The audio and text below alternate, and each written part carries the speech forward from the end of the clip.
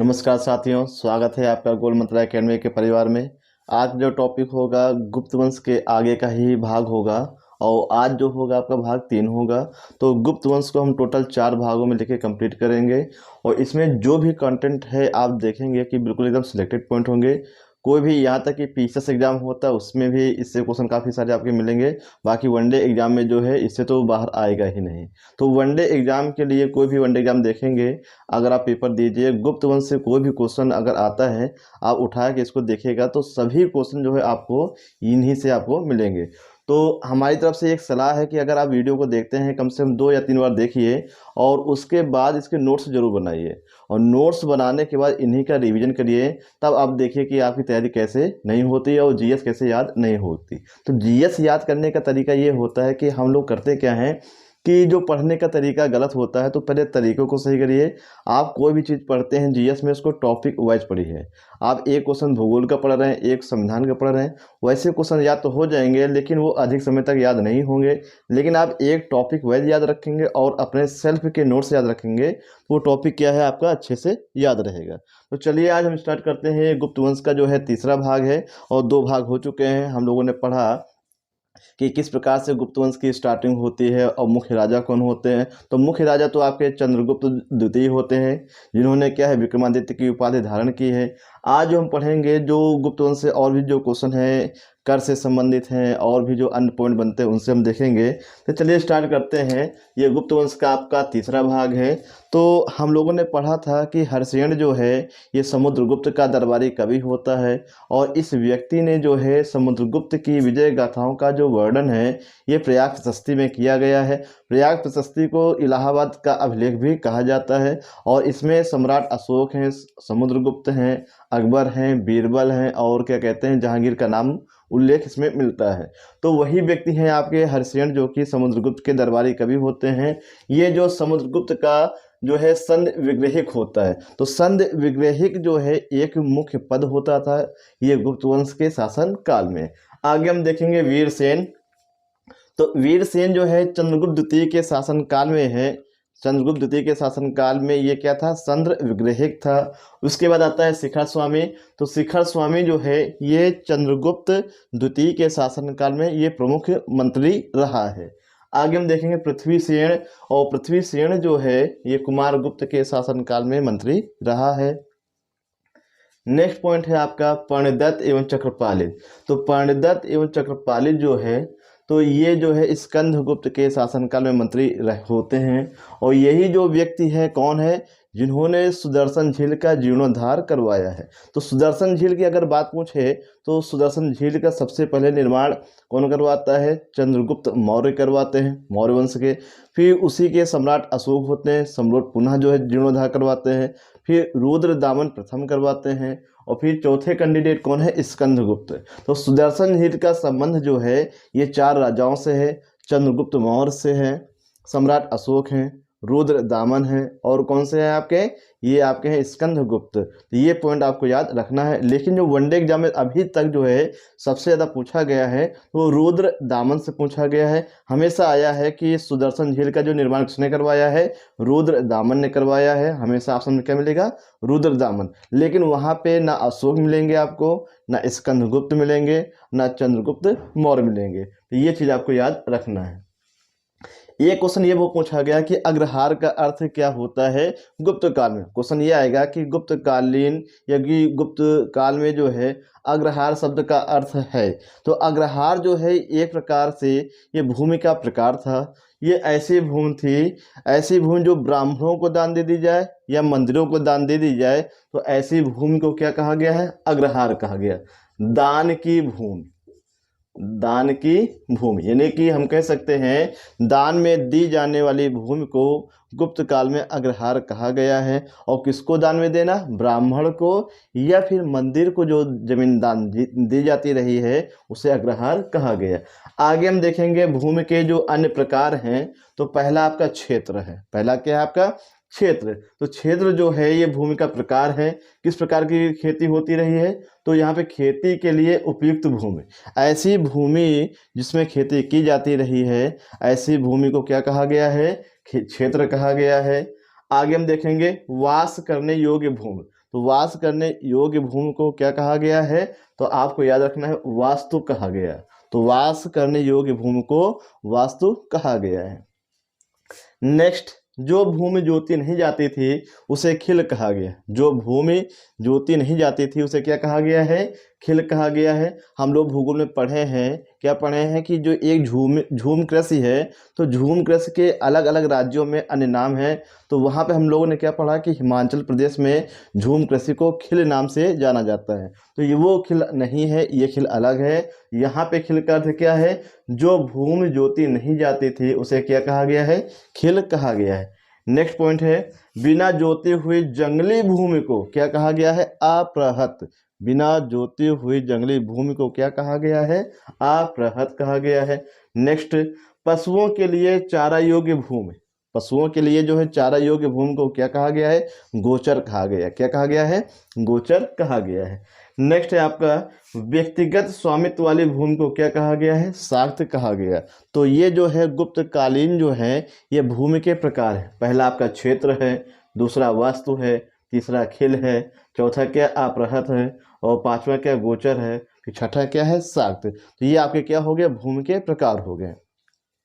आगे हम देखेंगे कि गुप्त काल में जो है ये आर्थिक व्यवस्था का जो प्रमुख आधार क्या था? ये कृषि रहा। पूछेगा आपसे कि गुप्त काल में अर्थव्यवस्था की जो है इसका जो है मुख्य आधार क्या था? ये कृषि रहा है। तो ये चीज़ आपको याद रखना है कि गुप्त काल में जो कृषि का जो मुख्य आधार रहा है गुप्त काल में जो अर्थव्यवस्था का जो मुख्य आधार रहा क्या रहा है? वो कृषि रहा है। कृषि के आधार पे क्या अलग अलग जो टैक्स के प्रकार थे उनको लेकर जो है राज व्यवस्था को ये चलाते थे। कौन? गुप्त वंश के राजा। आगे हम देखेंगे कि अगला शब्द है श्रेणी। तो श्रेणी का जो अर्थ ये बताया गया है कि गुप्त काल में जो है व्यापार को कंट्रोल करने के लिए, निरीक्षण करने के लिए एक श्रेणी बनाएगी। हम कह सकते हैं एक प्रकार का संगठन था, क्या? श्रेणी। तो इसी के माध्यम से व्यापार पे क्या ये कंट्रोल करते थे। और इसका जो मुखिया है या फिर अध्यक्ष, अध्यक्ष क्या कहलाता था? ज्येष्ठक कहलाता था। क्वेश्चन ये आएगा कि गुप्त काल में जो है व्यापार को कंट्रोल करने के लिए या निरीक्षण करने के लिए किसकी स्थापना की गई थी? कौन सा संगठन बना है? तो आपका आंसर होगा श्रेणी। और इसका मुखिया जो है क्या कहलाया है? तो इसका मुखिया कहलाया है ज्येष्ठक कहलाया है। नेक्स्ट पॉइंट है ताम्रलिप्ति। जो गुप्त काल में जो प्रमुख बंदरगाह क्या था? ये ताम्रलिप्ति है। और ये आपका कहाँ पे है? ये बंगाल में। कहाँ पे है? ये बंगाल में। तो क्वेश्चन ये पूछेगा कि गुप्त काल में जो है प्रमुख बंदरगाह कौन सा रहा है? ये ताम्रलिप्ति रहा है। ये कहाँ पे है? ये बंगाल में है। जैसे हम लोगों ने पढ़ा कि सिंधु घाटी सभ्यता का जो प्रमुख बंदरगाह जो है ये लोथल रहा है। कहाँ पे है? गुजरात में है, भोगवा नदी के किनारे। तो ठीक उसी प्रकार ताम्रलिप्त जो है ये भी बंदरगाह है। और इसका संबंध सिंधु घाटी सभ्यता से नहीं है। किससे है? गुप्त वंश से है। ये आपका कहाँ पे? बंगाल में। जबकि लोथल कहाँ? गुजरात में है। तो ये चीज़ आपको याद रखना है। वो आपका सिंधु घाटी सभ्यता है और ये क्या है आपका? ये गुप्त वंश से संबंधित है। नेक्स्ट पॉइंट है उज्जैन। तो गुप्त काल में जो है, गुप्त काल में व्यापार का जो प्रमुख केंद्र रहा है ये उज्जैन रहा है, जिसे हम लोग उज्जैनी के नाम से जानते हैं। क्वेश्चन पूछेगा गुप्त काल में व्यापार का जो प्रमुख केंद्र रहा है क्या रहा है? ये उज्जैन रहा है। आगे हम देखेंगे दिनार। दिनार से क्या क्वेश्चन बनेगा? तो दिनार ये है कि गुप्त काल में जो सोने के सिक्के चलते थे उन्हें क्या कहा गया है? दिनार कहा गया। ये भी आपको याद रखना है। ये आया हुआ क्वेश्चन है कि गुप्त काल में सोने के सिक्के को किस नाम से जाना गया है? तो आपका आंसर क्या होगा? दिनार। और इसका जो है, इसकी जो मात्रा होती है 144 ग्रेन। तो सोने के सिक्के जो दिनार कहलाते थे ये जो इनकी मात्रा क्या होती रही है? 144 ग्रेन के होते थे। कौड़ियाँ। तो कौड़ियाँ जो है आपको पता होना चाहिए, एक चीनी यात्री है फाहियान। ये चंद्रगुप्त द्वितीय के शासनकाल में भारत आया है और इसने उल्लेख किया है कि जब ये भारत में आया है तो इसको ये जानकारी हुई कि भारत में जो समाज में क्या है, दैनिक क्रय विक्रय के लिए जो लोग हैं कौड़ियों का प्रयोग करते थे। कौड़ी वही होती हैं जो नंदी महाराज में लगी रहती हैं। तो आपको याद रखना है कि फाहियान के अनुसार या फिर किस इतिहासकार के अनुसार, किस व्यक्ति के अनुसार गुप्त काल में दैनिक क्रय विक्रय के लिए कौड़ियों का प्रयोग करते थे। तो आपको याद होना चाहिए ये फाहियान के अनुसार। अगर जो कौड़ी फूटी होती थी वो भी क्या है, वो यूजलेस नहीं होती थी, तो उनका भी प्रयोग जो है क्रय विक्रय के लिए होता रहा, लेकिन जो उनकी कीमत जो है वो ना के समान होती है। इसलिए आज भी कहावत बनी है, कभी लोग पैसे देते हैं, कहते हैं कि हम आपको एक फूटी कौड़ी भी नहीं देंगे। तो फूटी कौड़ी भी किसी न किसी जमाने में चलती थी, लेकिन उनका जो मूल्य है बिल्कुल ना के समान था। तो ये चीज़ें आपको याद रखना है कि गुप्त काल में दैनिक क्रय विक्रय के लिए लोग जो है कौड़ियों का प्रयोग करते रहे हैं। ये किसने बताया है? फाहियान ने बताया है, और ये चंद्रगुप्त द्वितीय के शासनकाल में भारत आया।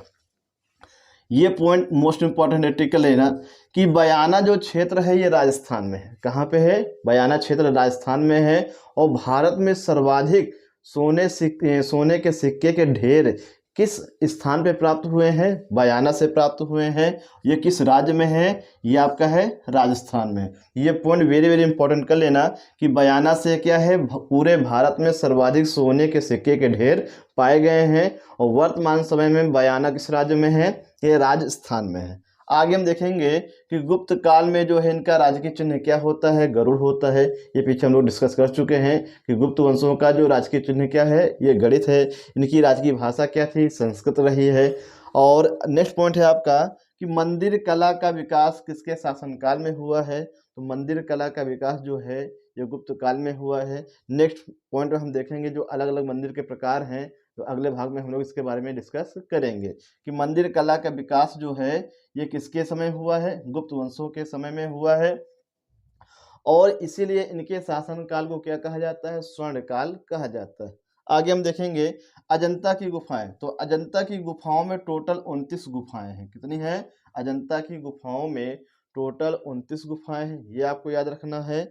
29 में से गुफा नंबर 16, गुफा नंबर 17, गुफा नंबर 19, तो 16, 17 और 19, 18 को छोड़ करके है, और 19, 16, 17 और 19 से इनका संबंध किससे है? ये गुप्त वंश के राजाओं से है। और इनमें जो है बौद्ध धर्म से ये की गुफाएं क्या हैं? ये संबंधित हैं। आगे हम देखेंगे कि पाटलिपुत्र है, वल्लभी है, उज्जैनी है, काशी है, मथुरा। तो 5 आपके स्थान हैं, पाटलिपुत्र, वल्लभी, उज्जैनी, काशी और मथुरा। ये पांचों जो स्थान हैं ये गुप्त वंश के शासनकाल में शिक्षा के प्रमुख केंद्र होते हैं। क्या होते हैं? शिक्षा के प्रमुख केंद्र होते हैं। तो ये भी आपको याद रखना है कि गुप्त काल में शिक्षा के प्रमुख केंद्र कौन हुए हैं? तो आपका आंसर होगा पाटलिपुत्र, वल्लभी होगा, उज्जैनी होगा, काशी होगा और मथुरा होगा।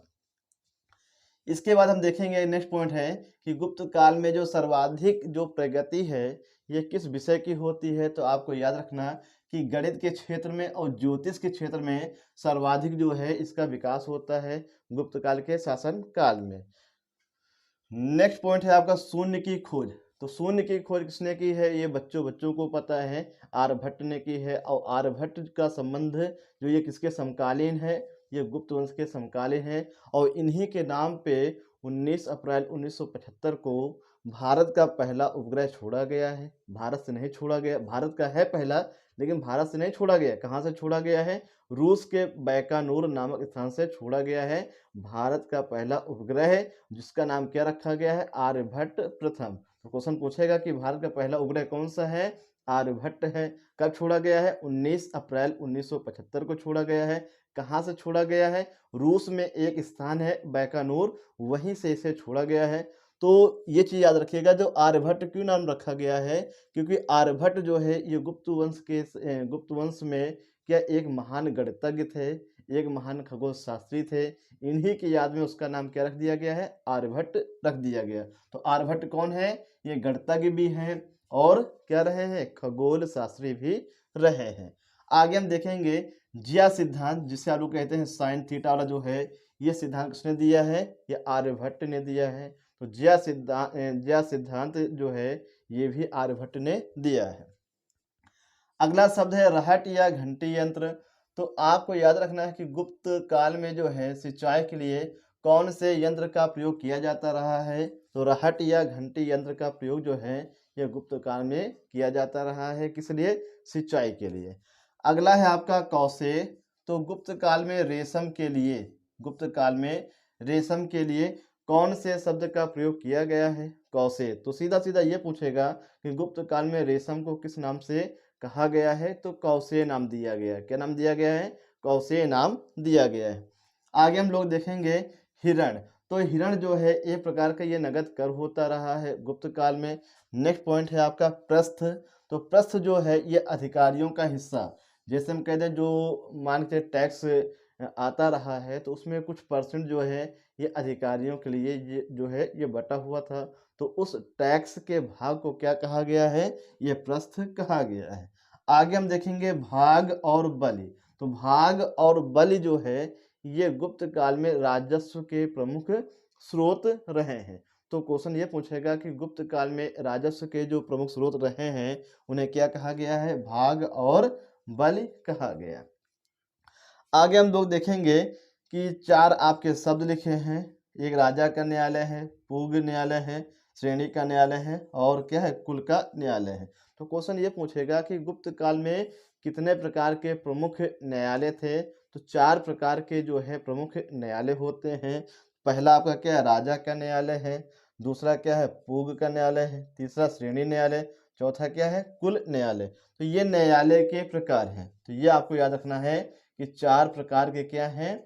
ये आपके न्यायालय थे। किसके समय में? ये गुप्त वंश के समय में। और यहाँ पे जो आपके लिखे हैं 4 शब्द, पदाति, रथारोही, अश्वारोही, गजसेना। तो इनका नाम से ही क्लियर है कि गुप्त काल में जो सेनाएं थी जो है कई प्रकार की रही, लेकिन उनमें से जो मुख्य सेना थी पदाति पैदल सेना, रथारोही मतलब जो ऐसी सेना जो रथ में सवार होती रही है, और अश्वारोही जो घोड़ों पे होती रही, और गज सेना क्या है? हाथी पे जो सवार सेना, उसे क्या कहा गया है?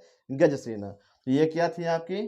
4 प्रकार के 4 प्रकार के ये सेना थी। तो 4 प्रकार की सेना क्या थी? पदाति, रथारोही, अश्वारोही और गज सेना। तो इनको आपको याद रखना है। तो ये पॉइंट आपको याद रखना है। फिलहाल ये जो है ये दोनों पॉइंट जो है आपके हायर एग्जाम वगैरह में पूछे जाते हैं। वनडे एग्जाम में इनके चांस जो है कम है। ये चीज़ आपको याद रखिएगा। इसके बाद आते हैं वनडे एग्जाम के लिए महत्वपूर्ण पॉइंट है गुप्तकालीन प्रमुख मंदिर। तो ये आपका वनडे एग्जाम में बहुत ही पूछा जाता है। और इन सभी मंदिरों में सबसे ज़्यादा अगर हम आपसे पूछें कि दशावतार मंदिर, देवगढ़ का दशावतार मंदिर जो है ये आपका ललितपुर में, कहाँ पे है? ललितपुर में। तो ये आपको याद रखना है। ये कहाँ पे आपका? ललितपुर में है।